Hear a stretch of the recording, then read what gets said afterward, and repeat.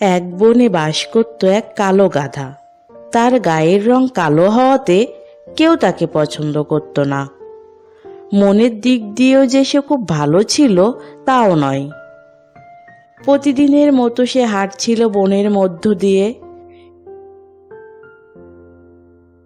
কিছু দূর যেতেই দেখলো তারই মতো কিছু গাধা মাঠে ঘাস খাচ্ছে। সে তাদের ডেকে বলল, ও আমার ভাইরা, কেমন আছো সবাই? আরে এ তো দেখি কালো গাধাটা। আরে কেউ ওর সাথে কথা বলিস না। কালো গাধা দেখলো কেউ তার সাথে কথা বলছে না। তার রাগ হলো। সে মিনমিন করে বলল, যদি কোনোদিন বাগে পাই না, সেদিন দেখে নেব তোদের। এমন সময় তার সামনে পড়ল এক গরু। কি হে বোকা গরু, তোকে দেখলেই কেমন জানি বোকা বোকা লাগে। তা যাই হোক, চল একসাথে ঘাস খাই। আমার সাথে মিশে যদি তোর একটু বুদ্ধি হয়। দরকার নাই, তুমি তোমার পথে চলো, আমি আমার পথে। সবার এমন কথা শুনে গাধার মনটা খুবই খারাপ হয়ে গেল।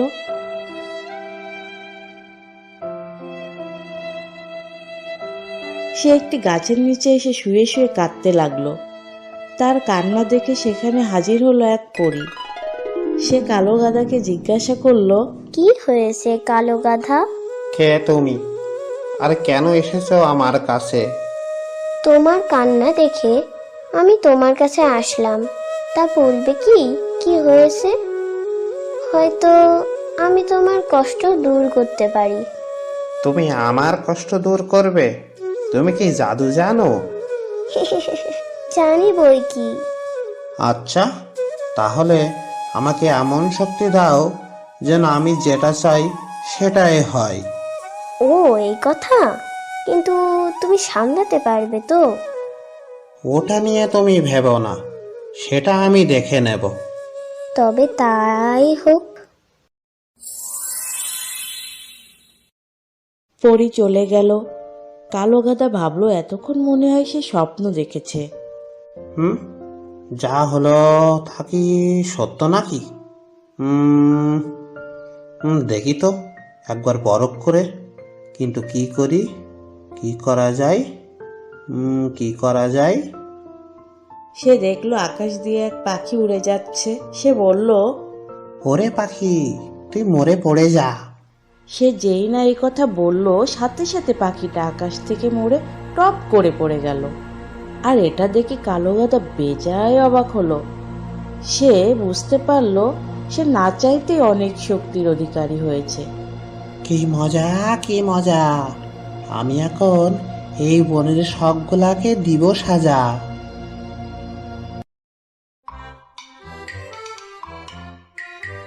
যেই কথা সেই কাজ। সে যে পথে এসেছিল আবার সেই পথে ধরল। কিছু দূর যেতেই দেখলো গরুটা ঘাস খাচ্ছে। গাধাটা এগিয়ে গেল গরুটার কাছে। কি ব্যাপার, তুই আবার এসেছিস আমার কাছে? কি ব্যাপার, কি ব্যাপার? তবে দেখ কি ব্যাপার, তুই কালো হয়ে যা। কালো গাধা যেই না এই কথা বলল, সাথে সাথে গরু কালো হয়ে গেল। গরু তো অবাক। সে বুঝতেই পারল না এটা কিভাবে হলো। সে ভয় পেয়ে দৌড়ে পালিয়ে গেল।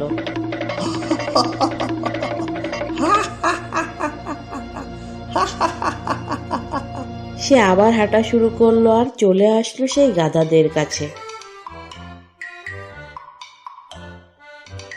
হে গাদার ধন, সারাদিন ঘাস চিবানো না? দেখো আবার এসেছে।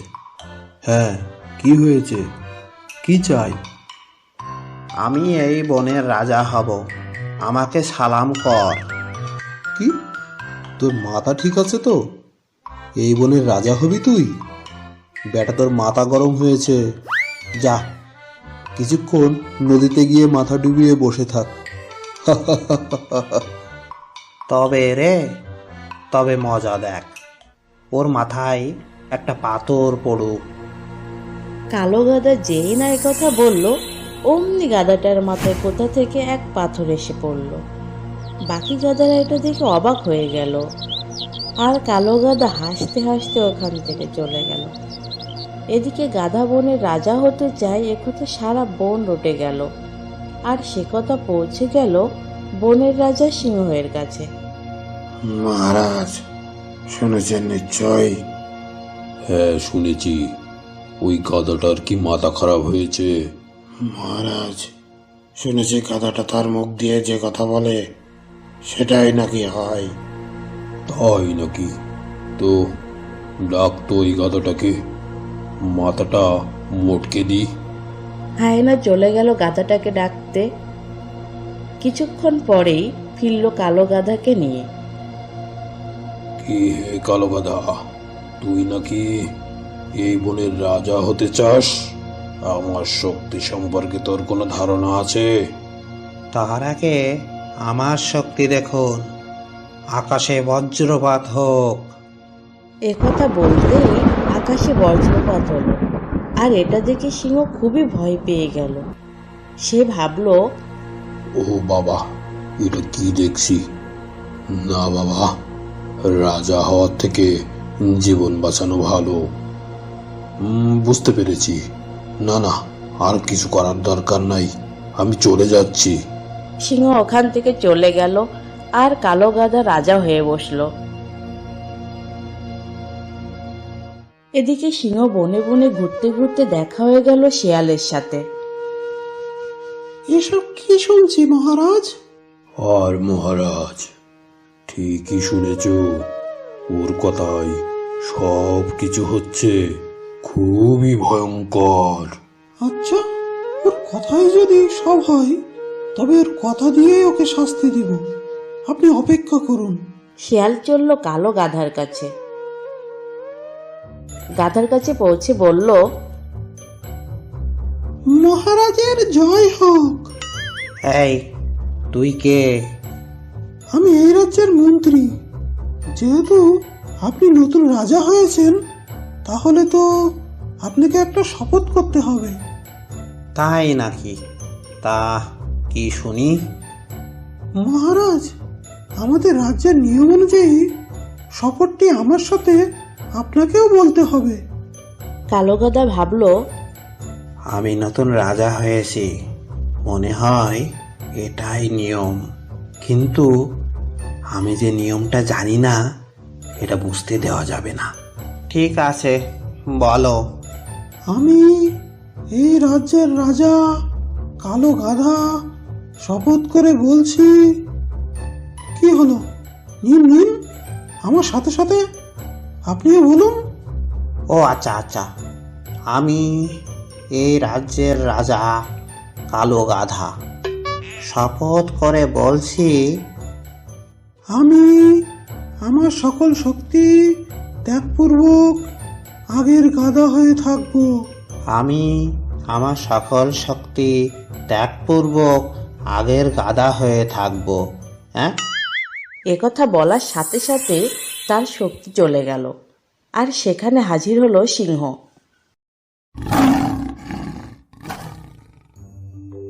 নিন মহারাজ, কাজ শেষ।